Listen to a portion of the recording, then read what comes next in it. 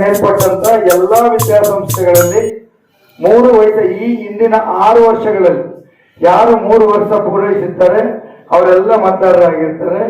ಆದ್ರೆ ಈ ಬಾರಿ ಏನಾಯ್ತು, ಚುನಾವಣೆ ಆಯೋಗ ತುಂಬಾ ಕಟ್ಟುನಿಟ್ಟಿನ ನಿಲುವುಗಳನ್ನ ತಗೊಂಡಿದ್ರಿಂದ ಒಂದಷ್ಟು ಶಾಲೆಗಳಲ್ಲಿ ಈ ಹಿಂದಿನ ಏನು ಅಂತ ಹೇಳಿದ್ರೆ ಡ್ರೈವರ್ಗಳನ್ನ ಗ್ರೂಪ್ ಡಿನ ಎಲ್ಲರನ್ನೂ ಎನ್ರೋಲ್ ಮಾಡೋದು. ಈ ಸಲ ಅದು ಆಗ್ಲಿಲ್ಲ.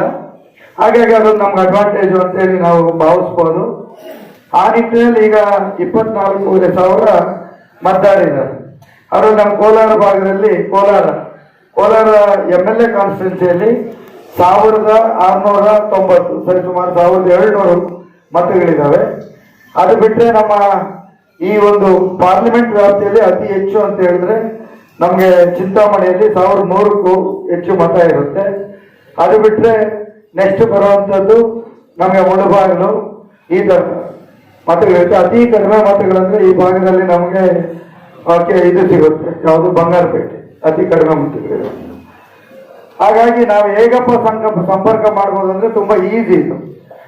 ಮೊದಲಿಗೆ ನೀವುಗಳು ನಾಯಕರುಗಳು ಆ ವಿಚಾರಗಳು ನಾನು ನಿಮ್ಗೆ ಹೇಳಲಿಕ್ಕೆ ಕಷ್ಟ ಅಂತೇಳಿ ನಾನು ಭಾವಿಸ್ತೇನೆ. ಅದ್ರ ಜೊತೆಯಲ್ಲೇ ನಿಮ್ಮ ಎಲ್ಲಾ ಊರುಗಳಲ್ಲಿ ಅನುದಾನಿತ ಶಾಲೆ ಇರುತ್ತೆ. ಇದನ್ನ ಮಾತ್ರ ನೀವು ಗಮನ ಇಟ್ಕೊಳ್ಳಿ. ಏಡೆಡ್ ಸ್ಕೂಲ್ ಸರ್ಕಾರದಿಂದ ಅನುದಾನ ಇರುತ್ತೆ.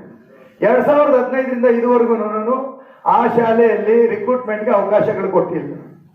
ರಾಜ್ಯ ಸರ್ಕಾರದ ಅಡಿಯಲ್ಲಿ ಹೈಸ್ಕೂಲ್ಸು ಪೂರಾ ಓವರ್ ಆಲ್ ತಗೊಂಡ್ರೆ 8,500ಕ್ಕೂ ಹೆಚ್ಚು ವೇಕೆನ್ಸಿಗಳಿದಾವೆ, ಖಾಲಿ ಇದಾವೆ.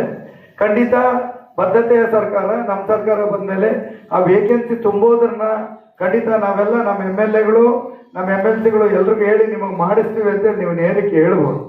ಯಾಕೆಂದ್ರೆ ನೀವೆಲ್ಲ ನೋಡಿರ್ತೀರ ನೋಡಿ, ಅನುದಾನಿತ ಶಾಲೆಗಳು